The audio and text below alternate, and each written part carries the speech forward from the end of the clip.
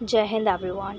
आज के इस वीडियो में हम बात करने वाले हैं एयरफोर्स रीजनिंग के 20 हार्ड क्वेश्चंस की। मैंने हार्ड इसलिए लिखा है क्योंकि इससे पहले जो मैंने क्वेश्चंस करवाए थे वो थोड़े नॉर्मल टू मॉडरेट क्वेश्चन थे, बट आज मैं थोड़े से लेवल वाले क्वेश्चंस लेकर आई हूँ क्योंकि आपकी जो एग्ज़ाम है वो बहुत ही ज़्यादा पास आता जा रहा है। तो मेरा ये है कि अभी तक मैंने थोड़े से नॉर्मल ईजी टू मॉडरेट करवा दिए हैं। नहीं देखी तो वो जाके वीडियोस आप देख लेना, प्लेलिस्ट में जाना, वहाँ पे रीजनिंग प्लेलिस्ट आपको मिल जाएगी, उसमें मैंने सारे मॉक टेस्ट करवाए हुए हैं। बट ये जो वीडियो है ये ऐसा है कि मतलब अगर आपकी जो एग्ज़ाम है वो अगर लेवल पे आया तो भी इससे हार्ड में नहीं आने वाला, ठीक है। तो ये है आपका लेवल आपके एग्ज़ाम का।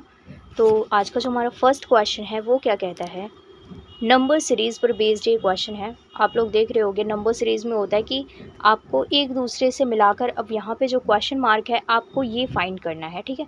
तो ये जो क्वेश्चन मार्क है ये इस पर कौन सा नंबर आने वाला है। तो इस टाइप के क्वेश्चंस होते हैं आपके नंबर सीरीज़ में। तो ये जो क्वेश्चन है ये थोड़ा सा लेवल वाले क्वेश्चंस है, तो मैं आपको दे रही हूँ टाइम। फर्स्टली तो आप लोग खुद से सॉल्व करो, वीडियो को पॉज करो और खुद से ही सॉल्व करो। नाउ मैं ये आपको सॉल्व करवा दूँ। क्वेश्चन क्या कहता है, 5, 11, 23, 47 एंड 95। इसके आगे क्या होगा। मुझे ये देखने में क्या लग रहा है कि अगर आपने इस टाइप के क्वेश्चन सॉल्व किए होंगे, मुझे ऐसा लग रहा है कि या तो इसमें प्लस और माइनस करते हैं या तो मल्टीप्लाई डिवाइड यही करते हैं। बट आपको सबसे पहले सीरीज़ के क्वेश्चन को आपको करना कैसे, आज मैं वो बताती हूँ। आपको सबसे पहले लास्ट के टू डिजिट लास्ट के देखने होते हैं। आप स्टार्टिंग में मत देखना। क्यों? क्योंकि जो स्टार्टिंग में हमें क्या लग रहा है, स्टार्टिंग में लग रहा है अगर 5 में 6 प्लस करें तब तो 11 हो जाएगा, ठीक है। तो बट स्टार्टिंग में वो लेवल नहीं होता है। लास्ट में अगर आप देख रहे हो ना, तो यहाँ पे नंबर्स को आपको बहुत ही दूर दिखाई दे रहा है। यानी अगर 95 है और 47 है, बहुत ही ज़्यादा गैप है इन दोनों के बीच में। तो इससे मुझे ये समझ में आ रहा है कि प्लस और माइनस करके तो हम ये क्वेश्चन को सॉल्व नहीं कर सकते। क्यों? क्योंकि गैप बहुत ज़्यादा है, ठीक है। तो हमें ज़्यादा गैप होता है तो हम वहाँ पे लिखते हैं, सबसे पहले तो हम मल्टीप्लाई देखेंगे, फिर उसके बाद हम डिवाइड देखते हैं। लेकिन सबसे पहले तो हमें मल्टीप्लाई लेना है अगर गैप ज़्यादा है तो। अगर 47 से और 95 को अगर हम मल्टीप्लाई में देखें तो क्या दिख रहा है मुझे। पहली बात तो मल्टीप्लाई होगा तो सबसे पहले हम शुरुआत से ही करते हैं। अगर मैं 5 को मल्टीप्लाई करूँ 2 से प्लस 1 कर दूँ, 5 2 ज़ा 10 plus 1 is an 11। Next same अगर एज इट इज़ मैं 11 को मल्टीप्लाई करूँ 2 से प्लस 1 कर दूँ तो ये हो जाएगा 23। 23 multiply by 2 plus 1 is equal to 47, ठीक है। नेक्स्ट सेम अगर मैं 95 को मल्टीप्लाई करूँ 2 से प्लस का 1 करूँ तो ये हो जाएगा 95 10 18, ये हो जाएगा 191। तो ये आ गया आपका आंसर। सीरीज़ को करना क्या है, सबसे पहले आपको लास्ट के 2 डिजिट को देखना है। अगर ये आपस में है तो मतलब प्लस या माइनस से बनेगा, बट ये बहुत दूर था इसलिए मुझे पता चला कि ये या तो मल्टीप्लाई बनेगा और या तो ये डिवाइड से होगा। बट सबसे पहले हम प्रेफर करते हैं मल्टीप्लाई को। तो मैंने स्टार्टिंग में मल्टीप्लाई करके देखा, मुझे ये लगा कि अगर मैं 5 को 2 से मल्टीप्लाई करूँ, 5 2 10 एंड 10 प्लस 1 इज़ एन 11। अगर मैं 11 को 2 से मल्टीप्लाई करूँ तो ये हो गया हमारा 22, और 22 को अगर हम प्लस 1 करेंगे 23।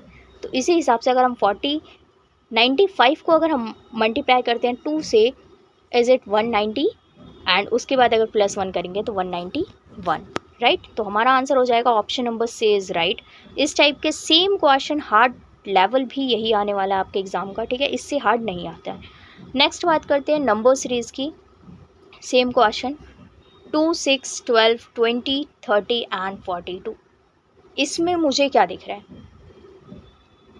अगर मैं सेम 30 एंड 42 को देखूँ तो इनके बीच का डिफरेंस ओनली 12 है। तो इसका मतलब है ये मल्टीप्लाई में तो नहीं जाते।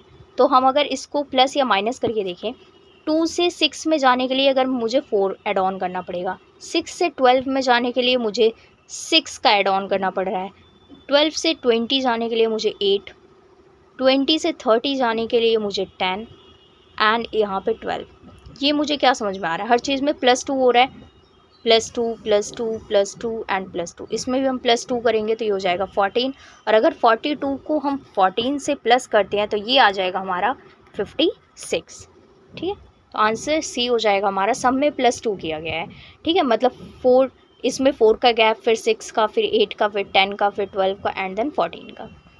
ओके, नेक्स्ट क्वेश्चन क्या कहता है, नंबर सीरीज का सेम क्वेश्चन बट इसमें डिफरेंट है। ठीक है, इसमें क्या लगा हुआ है, मुझे क्या समझ में आ रहा है, ये तो सबसे बड़ा नंबर हो गया, उससे छोटा ये, उससे छोटा ये, उससे छोटा ये, मतलब ये क्या है, ये ऐसे नीचे के सेंस में जा रहा है कि सबसे बड़ा, सबसे छोटा, सबसे छोटा। ठीक है, तो अगर हम 81 से 72 पे जाते हैं तो हमें माइनस करना पड़ेगा 9।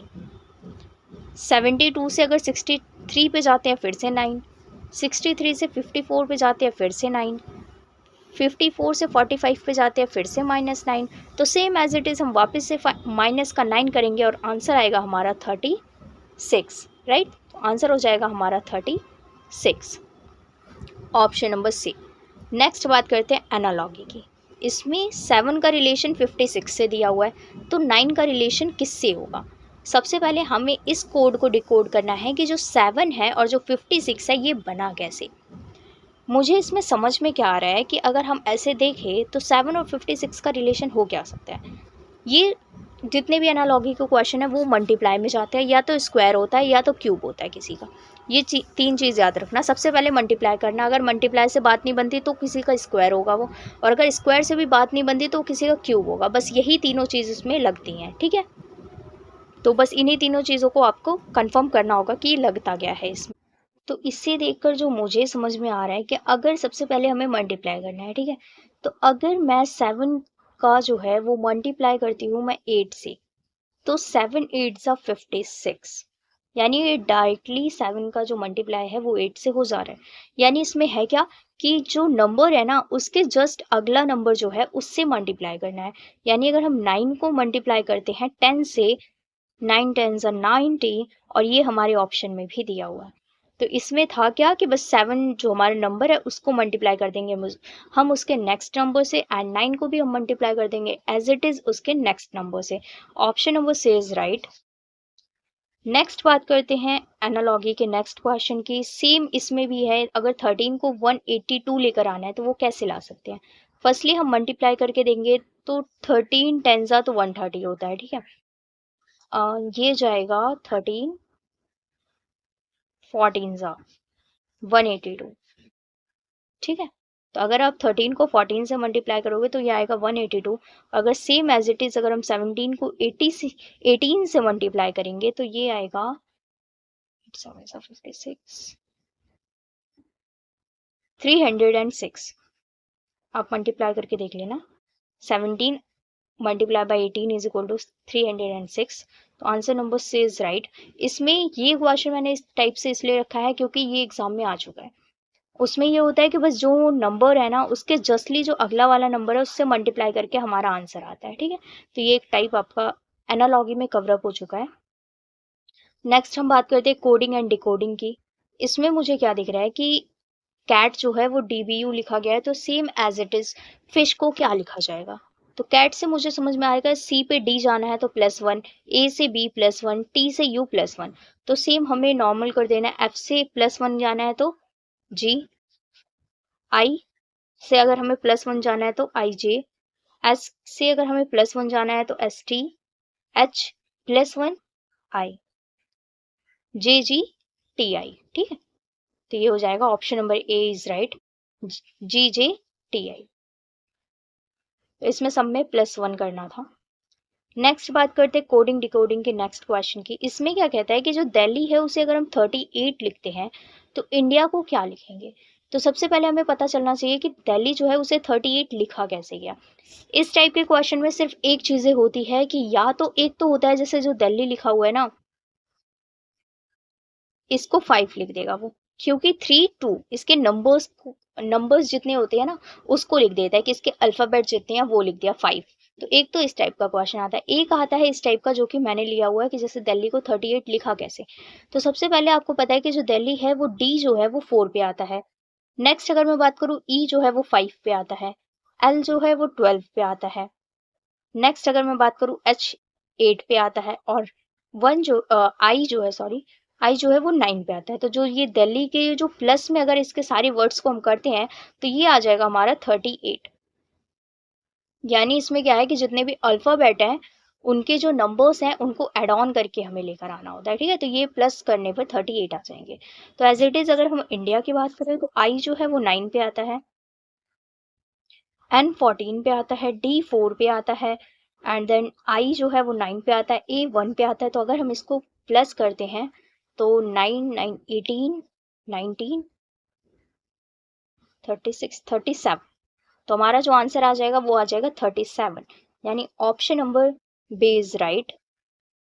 ओके, तो इस टाइप का एक क्वेश्चन आता है, या तो एक आएगा वो नंबर्स पर।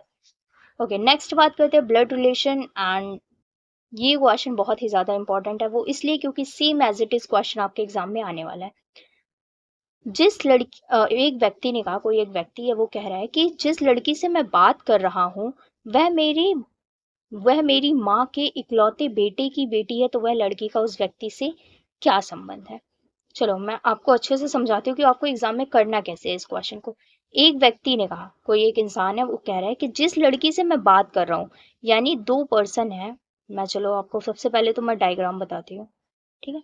ये मान लो ये वो व्यक्ति है, ठीक है। एक सेकेंड, मैं मान लो ये मैंने लिख दिया ये वो पर्सन है, और उसके बाद ये कह रहा है कि मैं जिस लड़की से, ये क्या है, ये गर्ल है, मैं यहाँ पे जी लिख दे रही हूँ, ठीक है। ये क्या है, ये गर्ल हो गई और ये वो पर्सन हो गया। ये कह रहा है मैं जिस लड़की से बात कर रहा हूँ, यानी ये इससे बात कर रहा है कि मैं जिस लड़की से बात कर रहा हूँ वह मेरी माँ के इकलौते बेटे की बेटी है, यानी इसकी माँ के इकलौते बेटे की ये बेटी है। तो आपको ये तो मैंने आपको चलो नॉर्मली समझा दिया, बट आपको एग्जाम में क्या करना है, सबसे पहले आपको स्टेटमेंट देखनी है क्या कह रहा है कि जिस लड़की, जो व्यक्ति है वो कह रहा है कि जिस लड़की से मैं बात कर रहा हूँ, जिस लड़की से मैं बात कर रहा हूँ, मतलब यहाँ पे एक लड़की है, चलो हमने इस लड़की को बस ऐसे गोला बना दिया, चलो ये एक लड़की हो गई, ठीक है। कर रहा हूँ वह मेरी माँ, यानी ये जो व्यक्ति है इसकी माँ, सबसे पहले हमने यहाँ पे व्यक्ति बना दिया, इस व्यक्ति को मैं बस पर्सन लिख दे रही हूँ, ठीक है। लड़का है ये तो पर्सन पर प्लस का साइन, वह मेरी माँ के इकलौते बेटे, यानी ये जो पर्सन है ये इकलौता है, क्योंकि उसने क्या बोला, इसमें बोला है कि इकलौते बेटे, यानी ये अपनी माँ का, मैंने इसमें एम लिख दिया, बस इसकी माँ मतलब मदर के लिए मैंने बस माँ लिख दिया एम, ठीक है। तो इसकी जो माँ है उसका जो इकलौता बेटा है, यानी ये व्यक्ति खुद की बेटी है, यानी इस व्यक्ति की बेटी है कौन, ये जो मैंने बनाया, यानी ये इसकी, ये जो लड़की है, ये मैं जीरो से जिसे मैंने डिनोट किया, ये इसकी बेटी है। अब वापस से अगर आप क्वेश्चन पढ़ोगे तो आपको समझ में आएगा। व्यक्ति क्या कहता है, जिस लड़की से मैं बात कर रहा हूँ, यानी ये जो ये वाली जो लड़की है उससे बात कर रहा हूँ, वह मेरी माँ, यानी ये जो व्यक्ति है, ये जो पर्सन है, इसकी माँ के इकलौते बेटे, यानी ये खुद की बात कर रहा है, ये अपनी बात कर रहा है, की बेटी है, इसके इकलौते बेटे की बेटी है, यानी जो ये लड़की है ये इसकी खुद की बेटी है, क्योंकि इसका इकलौता बेटा ये खुद है और उसकी बेटी है ये लड़की। वह लड़की का उस व्यक्ति से किस प्रकार का संबंध है, यानी बताना किसका संबंध है, वह लड़की का उस व्यक्ति से, यानी लड़की का संबंध बताना है कि जो लड़की है वो क्या लगेगी, तो हमें वो बताना है। तो जो लड़की है वो इसकी लगेगी क्या, बेटी। Option number B is right. Okay, तो इसमें टोटली ये था कि ये जो व्यक्ति है ये खुद की बात कर रहा था, ये व्यक्ति कह रहा है कि मैं जिस लड़की से बात कर रहा हूँ वो मेरी माँ, यानी इसकी माँ के इकलौता बेटा, यानी ये खुद हो गया उसकी उसकी बेटी है, ठीक है, यानी इसकी खुद की बेटी। आई होप कि आप लोग को समझ में आ गया होगा, क्योंकि मैंने काफी कुछ अच्छे से समझाने की कोशिश की है। इस टाइप के क्वेश्चन ही आएंगे। नेक्स्ट क्वेश्चन है डिस्टेंस एंड डायरेक्शन में। देखो इस टाइप के क्वेश्चन ही आते हैं ब्लड रिलेशन में, जो तस्वीर वाले क्वेश्चन होते हैं, या जिस टाइप से ऐसे क्वेश्चन होते हैं कि वो खुद की बात करता है ना, तो इस टाइप के क्वेश्चन ही आते हैं। नेक्स्ट बात करते हैं डिस्टेंस एंड डायरेक्शन में। क्या कहता है कि एक सैनिक, ठीक है, 10 मीटर उत्तर जाता है, फिर 6 मीटर पूर्व जाता है, 10 मीटर दक्षिण जाता है, 2 मीटर पश्चिम जाता है, तो वह प्रारंभिक बिंदु से कितनी दूरी पर है। इस टाइप के क्वेश्चन सेम आते हैं आपके एग्जाम में, बिल्कुल ऐसा कुछ नहीं है। तो सबसे पहले हम एक व्यक्ति को उत्तर की ओर लिख रहे हैं, सबको पता है उत्तर ऊपर होता है, तो वो 10 मीटर गया। फिर वह वहां से पूर्व, सबको पता है, अगर मैं यहाँ पे डायरेक्शन बनाने की कोशिश करूं, चलो सबको पता है कि ये नॉर्थ होता है यानी उत्तर, साउथ यानी दक्षिण, और ये हो गया हमारा ईस्ट यानी पूर्व, ये हो गया वेस्ट यानी पश्चिम। सबको पता है ये पूर्व, ये पश्चिम, ये उत्तर, ये दक्षिण, ठीक है। चलो, तो अब वह व्यक्ति सबसे पहले 10 मीटर उत्तर एक व्यक्ति जाता है, एक सैनिक जाता है, फिर उसके बाद 6 मीटर पूर्व जाता है, 10 मीटर हमने ऊपर चढ़ा दिया, फिर वहां से ये पूर्व जाता है कितना, 6 मीटर का, ठीक है। पूर्व, फिर 10 मीटर दक्षिण, यानी यहीं से दक्षिण कहाँ होता है, नीचे होता है, तो यानी ये फिर से उसी जगह पर आ गया, मतलब दूर पॉइंट है बट आया सेम जगह पर है। फिर वह 2 मीटर जो है वो पश्चिम जाता है, पश्चिम इस साइड में होता है, सबको पता है, तो यानी इस साइड में हो गया 2 मीटर पश्चिम। अब वह प्रारंभिक बिंदु से कितनी दूर है, अब आपको ये कैसे देखना है, ये आप देखोगे ऐसे, उसकी प्रारंभिक बिंदु ये था, ठीक है, ठीक है, उसका प्रारंभिक बिंदु ये था, यहां से उसने चलना शुरू किया था। अब वहां से कह रहा है कि वो कितनी दूरी पर है, इसके बीच की दूरी, यानी ये जो इतनी बची हुई दूरी जहां पर मैंने ब्लू टिक किया हुआ है, ये इतनी दूरी कितनी है, ये टोटली दूरी थी हमारी 6 मीटर, उसमें से इसने 2 मीटर ऑलरेडी चल चुका है, ये तो बचा 6 में से 2 माइनस करोगे कितनी बची, 4 मीटर, तो ये 4 मीटर की दूरी पर है। अब ये 4 मीटर भी दूरी कहाँ पर है, तो ये जो 4 मीटर की दूरी है वो इस साइड आ रहा था, देखो मैं वापस से कलर चेंज करके बताऊं, ये इसने यहाँ तक का, जो ये येलो लाइन में बना रही हूँ, यहाँ तक उसने चला था, लेकिन ये आ कौन सी साइड रहा था, ये यहाँ की साइड जा रहा था, ऐसे जा रहा था ये, और ये कौन सी साइड होती है, ये कौन सी साइड होती है, ये होती है हमारी पूरब की साइड, ठीक है, यानी ये पूरब की साइड जा रहा था। वह प्रारंभिक बिंदु से कितनी दूरी पर है, पहली बात तो 4 मीटर की दूरी पर है, और दूसरी बात वो है कहाँ पे, वो पूरब की साइड में है, ठीक है, ये साइड क्या है, पूरब की साइड है, तो इसलिए हमारा आंसर हो जाएगा ऑप्शन नंबर बी, 4 मीटर पूरब। नेक्स्ट बात करते हैं रैंकिंग की, मोस्ट इंपॉर्टेंट चैप्टर है, एक क्वेश्चन 100% आता है, ठीक है। एक परीक्षा में राहुल ऊपर से 15वें स्थान पर और नीचे से 28वें स्थान पर है, तो कुल व्यक्ति की संख्या बताइए, यानी एक क्लास है उसमें राहुल जो है वो 15वें स्थान पर ऊपर से है और नीचे से 28वें स्थान पर है, तो उस क्लास में टोटली स्टूडेंट जो है वो कितने हैं वो हमें बताना है।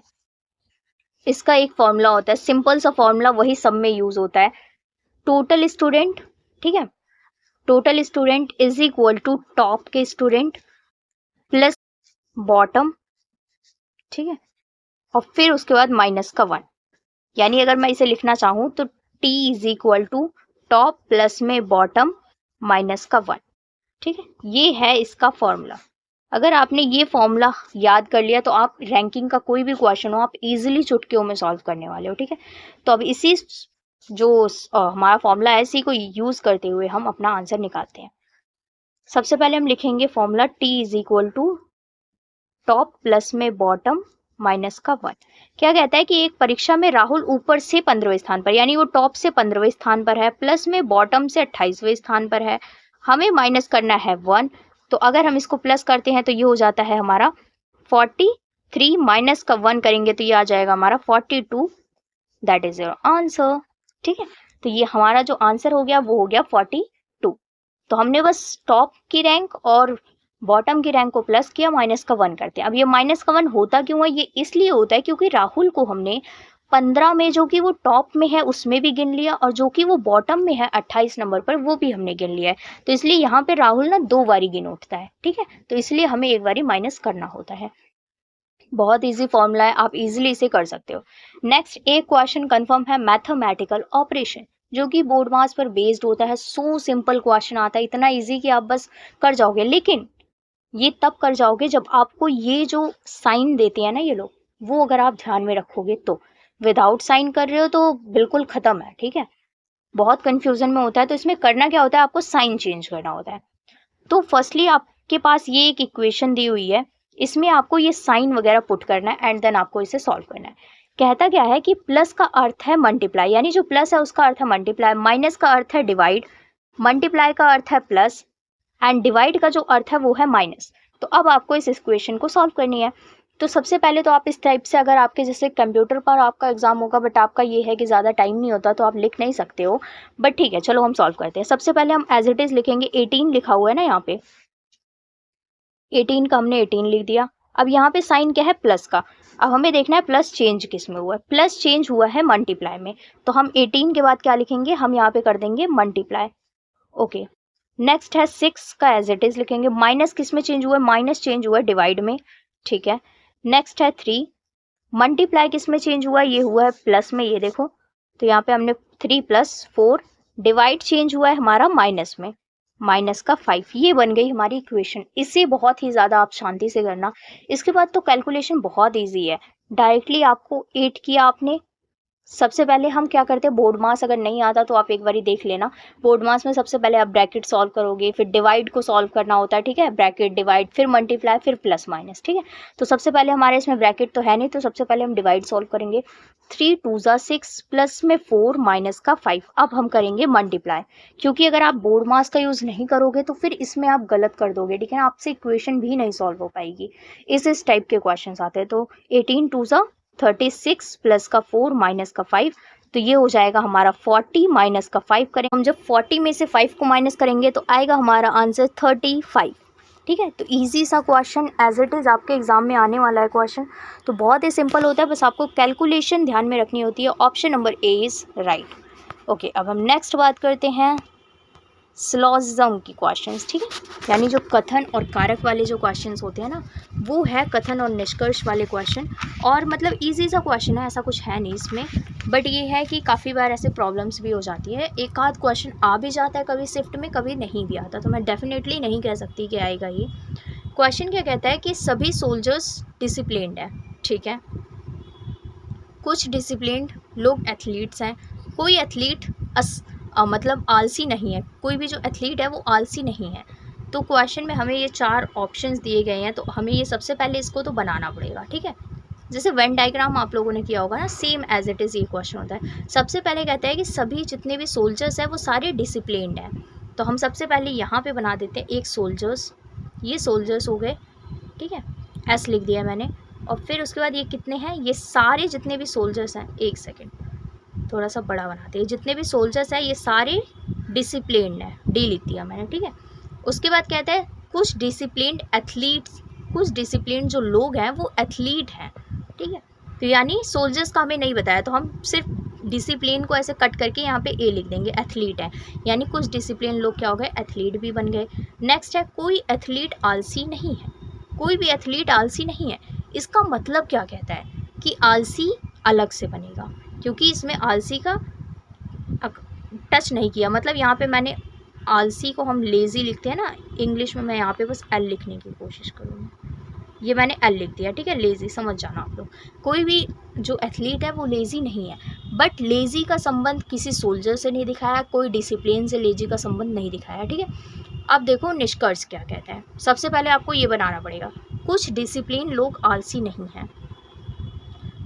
क्वेश्चन क्या कहता है कि कुछ जो डिसिप्लिन लोग हैं वो आलसी नहीं हैं, यानी कुछ जो डिसिप्लिन लोग हैं वो आलसी नहीं हैं। ये हम कह भी सकते हैं और नहीं भी कह सकते, क्योंकि डिसिप्लिन और आलसी का कोई संबंध नहीं बताया, तो हम इसे अपनी तरफ से सही मानेंगे। क्यों? क्योंकि जो डिसिप्लिन लोग हैं वो आलसी नहीं है, ये कंफर्म हो गया। सभी सोल्जर्स आलसी नहीं हैं, जितने भी सोल्जर्स हैं, एक सेकेंड, जितने भी हमारे सोल्जर्स हैं यहाँ पर, ये देखो, जितने भी हमारे सोल्जर्स हैं वो आलसी नहीं हैं। तो जो इसका संबंध है ये तो हमें कुछ दिखाया नहीं है, क्योंकि सोल्जर्स और लेज़ी की एक साथ कोई बात की नहीं गई है, तो हम इसको कट कर देंगे, क्योंकि हमें इसमें कुछ भी ऐसा कुछ बताया नहीं गया है। नेक्स्ट बात करते हैं, कुछ एथलीट्स डिसिप्लिन्ड हैं। ये तो बिल्कुल बात की गई थी कि जो कुछ एथलीट्स हैं यहाँ पर ये जो कुछ जो एथलीट्स हैं हमारे वो डिसिप्लिन्ड है। देखो डिसिप्लिन को गोले को जो है वो एथलीट काट रहा है, तो यानी हमारा आंसर क्या होने वाला है, हमारा पहला सही है, दूसरा गलत है और तीसरा सही है, ठीक है। तो हमारा आंसर हो जाएगा option number C is right. इसमें बस ये होता है अगर आपने ये डिब्बे बना दिए ना, फिर आप इजीली सॉल्व कर लोगे, ठीक है। नेक्स्ट बात करते हैं कैलेंडर का क्वेश्चन। देखो सबसे ज़्यादा मेजर डाउट होता है क्या कैलेंडर और क्लॉक के क्वेश्चन हमारे एग्ज़ाम में आते हैं, तो मेरा आंसर है जी हाँ, या तो आपके एग्ज़ाम में कैलेंडर आ जाएगा या तो क्लॉक आ जाएगा, हो सकता है दोनों आ जाए, हो सकता है दोनों ना आए, बट हम बिल्कुल ही इसे इग्नोर नहीं कर सकते।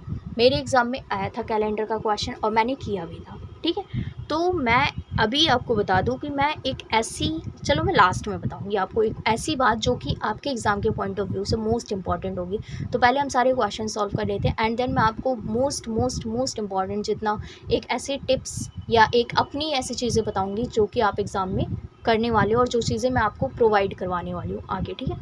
कैलेंडर का क्वेश्चन क्या कहता है, 1 जनवरी 2024 को सोमवार था, ठीक है, तो 1 जनवरी 2025 को कौन सा दिन होगा। सो सिंपल क्वेश्चन है, बस इसमें एक चीज़ को आपको ध्यान रखना है, अगर आपने वो कर लिया तो आप इजीली कर लोगे। देखो कैलेंडर से ना सब बच्चे डरते हैं, शुरुआत में मैं भी डरती थी जब तक मुझे नहीं आता था, but at the present time मुझे कैलेंडर का कोई भी क्वेश्चन दे दो मैं इजीली सॉल्व कर लेती हूँ, क्योंकि मुझे पता है इसकी अप्रोच क्या है, इसको सॉल्व किस तरीके से किया जाता है।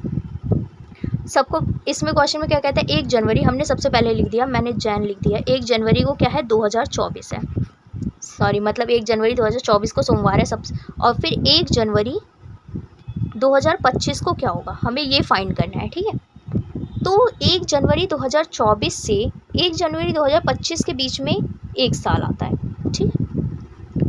बट अगर आपको पता हो कि जो नंबर्स लास्ट के जो 2 डिजिट के नंबर्स होते हैं ईयर के, अगर वो 4 से डिवाइड होते हैं तो फिर वो लीप ईयर होते हैं, ठीक है। वो नॉर्मल वर्ष नहीं होते, जिसे हम कहते हैं एक नॉर्मल वर्ष होता है और एक होता है हमारा लीप ईयर, ठीक है। तो वो लीप ईयर होते हैं, वो नॉर्मल वर्ष नहीं होते। तो इसको अगर वो 4 से डिवाइड होता है, 24 4 से डिवाइड पूरी तरीके से हो जाता है, इसलिए इसमें जो दिन होते हैं वो होते हैं 366।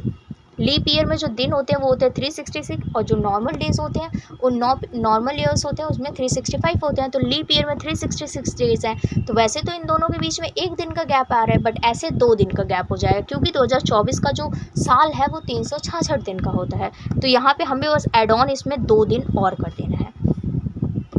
मैं वापस से रिपीट कर रही हूँ कि 2024 और 2025 हमें दिया हुआ है। हमें कह रहा है कि अगर 1 जनवरी 2024 को मंडे है तो 1 जनवरी 2025 को क्या होगा। हमें सबको पता है, अगर आपने कैलेंडर पढ़ा हुआ है तो उसमें आप सबको पता होगा कि जो लास्ट के जो 2 डिजिट होते हैं, यानी ये जो 24 है, अगर 24 4 से डिवाइड हो रहा है तो ये जो डेज़ होते हैं ये होते हैं लीप ईयर होती है ये, और लीप ईयर में 366 दिन होते हैं। और जो साधारण वर्ष होता है यानी जो नॉर्मल डेज़ होते हैं उनमें क्या, नॉर्मल ईयर होता है उसमें क्या होता है, उसमें 365 दिन होता है। तो जो 2024 है वो 4 से डिवाइड होता है, इसलिए ये होता है लीप ईयर। और लीप ईयर में 366 दिन होता है, इसलिए नॉर्मल ईयर से 1 ज़्यादा होगा। तो 2024 से 2025 में 1 प्लस हमें करना होता है, बट ये लीप ईयर है इसलिए हम 2 प्लस करेंगे, क्योंकि लीप ईयर में 1 दिन एक्स्ट्रा होता है। तो इसीलिए जो मंडे दिया हुआ है हमें, तो मंडे में हमें 2 ऐड ऑन करना पड़ेगा। मंडे में 2 ऐड ऑन करते हैं तो ट्यूसडे एंड वेडनेसडे। तो हमारा जो आंसर हो जाएगा वो हो जाएगा Wednesday. Option number C is right. So simple question, so easy question, but ये है आपको अप्रोच पता होनी चाहिए, आपको करना आना चाहिए। बहुत इजी क्वेश्चन होने वाले हैं कैलेंडर में, ठीक है। सब डरते हैं कैलेंडर और क्लॉक, तो ऐसा है रीजनिंग में कि बस शायद ही आता हो किसी को, ठीक है। बहुत ही मुश्किल लगता है भाई, बहुत प्रैक्टिस लगती है कैलेंडर एंड क्लॉक के क्वेश्चंस को सॉल्व करने में। बेसिकली कैलेंडर के जो टाइप्स हैं ना वो बहुत सारे हैं, 6 से 7 टाइप्स हैं जो कि एग्ज़ाम में पूछे जाते हैं, और मैं वो सारे आपको करवाने वाली हूँ, ठीक है। तो लास्ट तक वीडियो देखना, मैं लास्ट में आपको कुछ ऐसी चीज़ें बताऊँगी जो आपके लिए बहुत ही ज़्यादा बेनिफिट होने वाला है, ठीक है। नेक्स्ट बात करते हैं। नेक्स्ट क्वेश्चन नंबर 14 क्या कहता है, 4:20 पर घंटे और मिनट की सुई के बीच का कोण कितना होगा। सो इम्पॉर्टेंट क्वेश्चन, एंड यही क्वेश्चन आपके एग्जाम में आते हैं। सिंपल सा क्वेश्चन। इसका एक फॉर्मूला है। कोण को हम क्या कहते हैं, ऐसे एंगल के तौर पर हम इसे ऐसे थीटा के तौर पर एंगल लिखते हैं ना, तो ये होता है हमारा कोण। एंगल का एक फॉर्मूला होता है, वो होता है 30h, ठीक है, -11/2m, और फिर ये जो डिब्बे है ये बंद हो जाता है इस तरीके से, ठीक है। ये लिखा हुआ है मैंने 30, मैं वापस से लिखती हूँ एकदम अच्छे से। फॉर्मूला क्या होता है इसका, थीटा इज इक्वल टू, मतलब angle is equal to 30h minus का 11/2 मिनट। अब ये h क्या होता है, ये होता है h r। आर मतलब क्या हुआ, हमारे घंटे, और ये मिनट क्या होता है, ये मिनट होता है, ठीक है। यानी ये घंटे होता है। बस इस फॉर्मूले में जो भी एंगल पूछा जाए ना, इस फॉर्मूले से आप इजीली निकाल सकते हो, कोई भी एंगल हो। अब आप पहले ये फॉर्मूला लिख लेना, ठीक है, ताकि मैं आगे आपको करवा सकूँ। तो मैं ये हटा रही हूँ, मैं डायरेक्टली पुट करने के आपको बताती हूँ कि पुट करते कैसे हैं। फॉर्मूला क्या हमने लिखा था, मैं यहाँ पर सिर्फ फॉर्मूला लिख रही हूँ, ठीक है, ताकि बड़ा सा थोड़ा सा हम फॉर्मूला लिख लें। 30h माइनस 11/2m, ठीक है। हमें h क्या दिया हुआ है, घंटे हमें कितने दिए हुए हैं, 4 घंटे। मिनट कितना दिया हुआ है, 20। हमें क्या निकालना है, हमें कोण निकालना है, वही एंगल निकालना है।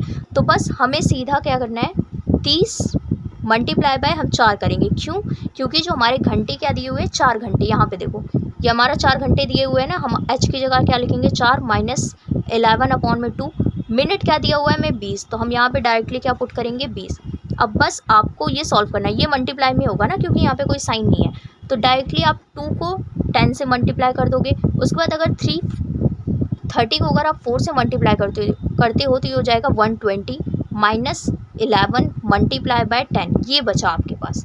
अब आप सीधे करो, 120 को अगर माइनस करोगे आप 11 मल्टीप्लाई बाय 10 करोगे तो ये हो जाएगा 110। 120 में से अगर आप 110 को माइनस करोगे तो ये आ जाएगा 10 डिग्री, और यही होता है हमारा आंसर। सो सिंपल क्वेश्चन, बस अगर आपको फॉर्मूला याद है, मैं वापस से एक बार समझा रही हूँ। क्वेश्चन क्या कहता है, 4:30 पर घंटे और मिनट के सुई के बीच का कोण कितना होगा, यानी 4:30 होता है तो उसके बीच का एंगल कितना बन रहा है। हमें फॉर्मूला पता है 30h माइनस 11/2m, ठीक है। 30 को हमने 30 पुट किया, मल्टीप्लाई बाय हमें घंटे कितने दिए हुए हैं 4, यहाँ पर हमें घंटे कितने दिए हुए हैं 4, और मिनट कितने हैं 20, तो 4 माइनस में 11/2 as it is, multiply by minute को हम रखेंगे 20, ठीक है। 11/2 लिखा है, 2 को हम 20 से कट किया, हमारे पास आया 10, और अगर हम 11, उसके बाद हमने क्या किया 30 को 4 से मल्टीप्लाई किया, आया 120, 11 को हमने 10 से मल्टीप्लाई किया तो ये आया 110। 120 में से 110 को माइनस करेंगे, हमारा आंसर आएगा 110, ठीक है। तो ये था हमारा क्वेश्चन, जो कि बहुत ही ज़्यादा इजी क्वेश्चन है, बट अगर आपको सिर्फ ये फॉर्मूला पता हुआ है ना तो आप इजीली क्वेश्चन सॉल्व कर लोगे। तो हमारा आंसर आएगा option number A is right. Next, sitting arrangement and the most important question, जिसमें काफ़ी ज़्यादा कन्फ्यूज़न के साथ हमें ये क्वेश्चंस को करना होता है। बट ये है कि सिटिंग अरेंजमेंट का एक क्वेश्चन आएगा आपके एग्ज़ाम में, और ये भी होता है कि ये टाइम बहुत ही ज़्यादा लेता है, मतलब टाइम मैनेजमेंट करना बहुत मुश्किल हो जाता है सिटिंग अरेंजमेंट के क्वेश्चन में। बट ये है कि आपकी प्रैक्टिस है तो फिर आप इजीली ये क्वेश्चन कर ले जाओगे, और बहुत ज़्यादा हार्ड नहीं आता। ये मत सोचना कि सिटिंग अरेंजमेंट के क्वेश्चन बहुत ज़्यादा लेंदी आएगा कि आपको बस घुमाना फिराना पड़ेगा, नहीं। या तो एक आता है ये सर्कल वाला, जिसमें कहते हैं कि बीच में सेंटर रख के ऐसे 6-7 लोग बैठे हुए हैं, अब आपको बताना है। और या तो ऐसे लाइन वाइज आता है, ठीक है, कि उत्तर की ओर मुँह करके बैठे हुए हैं, और या तो ऐसे आता है ऊपर नीचे की साइड में, ठीक है, यानी हमें ऊपर नीचे करके इस टाइप से बैठाना होता है, जैसे एक ऊपर है उसके नीचे ऊपर नीचे, और या तो ऐसे बड़ा छोटा करके आता है, ठीक है। सिर्फ इतना ही है, और बहुत इजी क्वेश्चन होता है, बट ये है कि थोड़ा सा ऐसा टाइम टेकिंग तो होता है। क्वेश्चन क्या कहता है, PQRSTU एक पंक्ति में उत्तर की ओर मुँह करके बैठे हैं, यानी हमें एक इस तरीके से बनाना है। हमारी कितनी है 6 है, 1 2 3 4 5 6। चलो मैं थोड़ा सा दूर दूर करके बताती हूँ। ये 6 है टोटली, ठीक है, 1 2 3 4 5, लास्ट हो गया हमारा 6, ठीक है, 6 है। अब हम इसे बैठाते हैं, लगातार बिठाना शुरू करते हैं। आगे क्वेश्चन क्या कहता है, Q P के ठीक दाएं है, ठीक है, यानी जो Q है वो P के दाएं है, ठीक है, हमें ये भी समझ में आ गया। बट आप डायरेक्टली अभी P को आप कहाँ बिठाओगे Q के, तो इस तरीके से नहीं करना कि आप पहले से ही शुरू कर दो। पहले एक बार पूरा क्वेश्चन पढ़ो। R Q के ठीक दाएं हैं, ठीक है, S P के ठीक बाएं हैं, ठीक है, T R के ठीक दाएं हैं, U सबसे बाएं हैं। देखो आ गया हमारे पास क्वेश्चन, थोड़ा सा कहता क्या है कि U सबसे बाएं है। अब आपको सबको पता होगा कि बाएं और दाएं क्या होता है। बाएं मतलब हो जाता है लेफ़्ट, दाएं मतलब हो जाता है राइट। तो ये क्या है, ये है राइट, हमारा दायां हाथ, ये क्या है लेफ़्ट। तो हमारे में क्या कहता है कि जो बाएं है ना, यानी जो लेफ़्ट है वहाँ पे U है, तो यानी यहाँ पर तो U बैठा है सबसे कॉर्नर पे, ये तो कंफर्म हो गया, इससे तो हम हिला नहीं सकते। अब आप क्वेश्चन करना सॉल्व कर सकते हो। क्वेश्चन अब देखो, आप पहले से ही शुरू करो। क्वेश्चन क्या कह रहा है कि Q P के ठीक दाएं है, यानी जो Q जो है वो P के ठीक दाएं है, यानी सबसे पहले हमें P को कहीं बिठाना पड़ेगा। चलो मैंने मान लिया कि हम P को ना यहाँ बिठाते हैं। Q जो है वो P के ठीक दाएं, यानी P के ठीक दाएं ये इस साइड में हो गया, यहाँ पे क्या है Q बैठ गया, ठीक है। R Q के ठीक दाएं है, यानी जो Q के ठीक दाएं, यानी इस साइड में कौन बैठ गया, ये R बैठ गया। S P के ठीक बाएं है, यानी ये जो ये P है इसके ठीक बाएं, यानी इस साइड में कौन है, S है। नेक्स्ट T R के ठीक दाएं है, यानी जो R है T R के ठीक दाएं है, यानी जो R है वो ठीक दाएं है किसके, T के। T R के ठीक दाएं है, यानी T यहाँ पे हो गया, ठीक है, T R के ठीक दाएं है, R के ठीक दाएं, R के ठीक दाएं T हो गया, ओके। अब क्वेश्चन क्या कहता है, बाएं से चौथे स्थान पर कौन बैठा है। बायां क्या है, ये है। इससे चौथे स्थान पर 1 2 3 4 ये बैठा है हमारा क्यू। हमारा आंसर क्या हो जाएगा, वो हो जाएगा क्यू।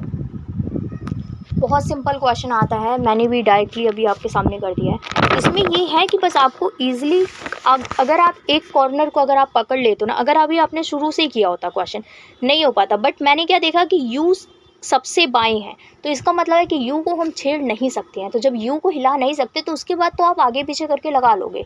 बट ये नहीं है कि आप डायरेक्टली पहला ही लाइन पढ़ो और फिर पहले ही लाइन से आप लगाना शुरू कर दो, ऐसे नहीं कर पाओगे, ठीक है। और मैं एग्ज़ाम में प्रेफर ये करूँगी कि आप सबसे पहले तो भाई ऐसे क्वेश्चन को छोड़ देना। अगर आपको लग रहा है कि सेटिंग अरेंजमेंट का क्वेश्चन थोड़ा सा लेंदी है तो पहले तो ये छोड़ देना, क्योंकि एक क्वेश्चन के चक्कर में आप अपने आने वाले 4-6 क्वेश्चन को मिस कर दोगे, ठीक है। क्वेश्चन क्या कहता है, एक घन की सभी सतहों को रंगकर उसे 27 छोटे समान घनों में काट दिया गया तो 3 सतहों पर रंग छोटे घनों की संख्या कितनी होगी।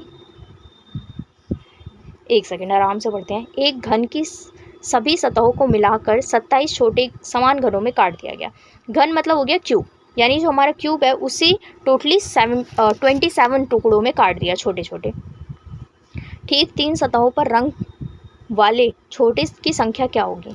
इसमें है कुछ नहीं, सबको पता है कि जो हमारा क्यूब होता है उसके टोटली 8 किनारे होते हैं। तो चाहे आप उसे कितनी भी बार काट दो उसके किनारे तो 8 ही रहेंगे ना, तो इसलिए आंसर हो जाएगा हमारा 8। सबको ये पता है कि जो हमारे जो घन यानी जो हमारा क्यूब होता है उसके टोटली 8 कॉर्नर्स होते हैं बस। नेक्स्ट क्वेश्चन अल्फ़ाबेट पर है। अंग्रेजी अल्फ़ाबेट में बाएं से 18वें अक्षर के बाएं 7वां अक्षर कौन सा होगा। ये क्वेश्चन आप कैसे कर सकते हो। देखो क्वेश्चन क्या कह रहा है कि अगर अंग्रेजी जो अल्फ़ाबेट है इसमें बाएं से 18वें अक्षर के बाएं 7वां अक्षर कौन सा होगा।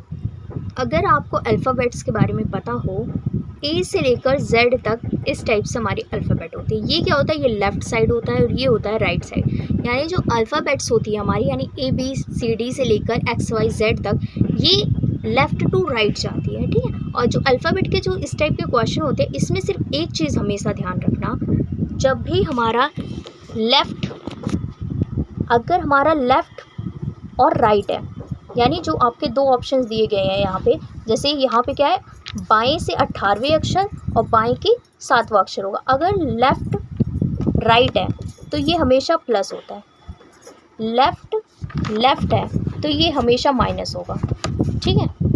राइट और लेफ़्ट है तो ये हमेशा प्लस होगा, बट अगर राइट और राइट है तो ये हमेशा माइनस होगा। ये लिख लेना, लेफ़्ट और राइट है तो प्लस होगा, लेफ़्ट है माइनस होगा, राइट लेफ़्ट है प्लस होगा, और जो राइट है तो माइनस होगा। मतलब सेम है तो माइनस होगा और अगर चेंज है तो प्लस होगा, ठीक है। इसमें करना क्या होता है, कुछ नहीं है, बस एक काम करो, क्वेश्चन को पढ़ो। क्वेश्चन क्या कह रहा है, अंग्रेजी अल्फ़ाबेट में बाएं से 18वें, बाएं मतलब लेफ़्ट हो गया, लेफ़्ट से 18, ठीक है। 18वें अक्षर के बाएं मतलब फिर से लेफ़्ट दे दिया कि 7वां अक्षर कौन सा होगा, यानी डबल लेफ़्ट दिया हुआ है हमें। यहाँ पे दो, एक लेफ़्ट है हमारा 18, नेक्स्ट लेफ़्ट है हमारा 7, ठीक है। तो हमें क्या करना है, अभी हमने पढ़ा था लेफ़्ट यानी जब सेम है तो माइनस कर देंगे, तो 18 में से सेम आपको 7 माइनस कर देना है, ये हो जाएगा 11 पर हमारे लेफ़्ट से 11 कौन सा आता है, देखो लेफ़्ट से राइट इस तरीके से हम लोग जाते हैं ना, इस तरीके से, यानी A to Z। अगर आपको A to Z में अगर 11 नंबर आपको पहचानना हो तो वो होता है K, अगर आपको अल्फ़ाबेट्स याद है तो, ठीक। तो अल्फ़ाबेट्स अगर याद नहीं है कि कौन सा अल्फ़ाबेट कितने नंबर पर आता है तो वो याद कर लेना, वो मैंने आपको एक वीडियो में बताया भी हुआ है कि किस तरीके से याद करना है। आप रीजनिंग की ही वीडियोस जब आप प्लेलिस्ट चेक करोगे ना तो उसमें जितनी वीडियोस हैं उसके बीच में मैंने आपको बताया कि अल्फ़ाबेट्स को याद कैसे करना है। तो अगर 11 पे आप देख रहे हो तो ये होता है K, तो हमारा आंसर हो जाएगा K।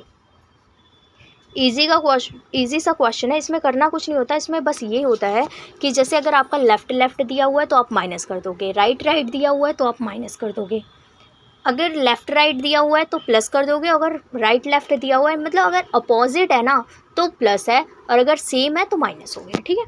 और वही करना जो पहले में दिया हो, ठीक है। नेक्स्ट आगे मैं इसके और क्वेश्चंस लेकर आऊँगी तो उसमें आप इजीली कर लोगे। नेक्स्ट है, कौन सी संख्या अलग है इन जो चारों ऑप्शन है, यानी जो 64 है, 125 है, 216 है एंड 324 है। इन चारों में से कौन सी एक विषम संख्या है? तो ये तो बहुत ईजी सा क्वेश्चन हो जाता है। इसमें सिर्फ आपको ये बताना होता है कि इनमें से एक अलग है कौन सा। देखो, अगर आपको स्क्वायर एंड क्यूब्स नहीं आते तो प्लीज़ याद कर लेना, क्योंकि आप 20 तक स्क्वायर याद कर लो एंड कम से कम 15 तक क्यूब्स याद कर लो। कम से कम की मैं बात कर रही हूँ। अगर आप देख रहे होगे, जो मुझे देखने में समझ में आ रहा है, अगर आपको याद भी हो, 64 है ना। अगर आप 64 की बात करते हो तो ये 4 का क्यूब है, ठीक है। 4 का क्यूब है क्या? 64। और अगर मैं 125 की बात करूँ सेम, तो मुझे 125 पता चलता है कि ये है 5 का क्यूब, ठीक है। ये हो गया 5 का क्यूब, ये हो गया 4 का क्यूब, ठीक है। नेक्स्ट बात करूँ 216, तो ये है 6 का क्यूब। अगर 324 की बात करूँ तो ये है 18 का स्क्वायर। तो 20 तक स्क्वायर याद करो, कम से कम 15 तक क्यूब याद करो। तो ये तीनों क्या है? ये तीनों क्यूब है, ये स्क्वायर है, इसलिए हमारा आंसर हो जाएगा option number D is right, क्योंकि ये तीनों क्यूब है और एक ये स्क्वायर है। नेक्स्ट क्वेश्चन क्या कहता है? सेम स्टेटमेंट एंड कंक्लूजन की। सभी एएफओस कैंडिडेट्स को परीक्षा के समय अपना वैलिड एडमिट कार्ड साथ ले जाना अनिवार्य है, ठीक है। निष्कर्ष क्या कहता है? एडमिट कार्ड के बिना कैंडिडेट्स को समस्या हो सकती है, बिल्कुल सही बात है। सभी कैंडिडेट्स एडमिट कार्ड लेकर ही आए, ये भी सही बात है वैसे तो। देखो, एडमिट कार्ड के बिना सभी कैंडिडेट्स को समस्या हो सकती है, ठीक है। जो एडमिट कार्ड के बिना आएगा उसे समस्या हो सकती है, बट सभी कैंडिडेट्स एडमिट कार्ड लेकर ही आएंगे,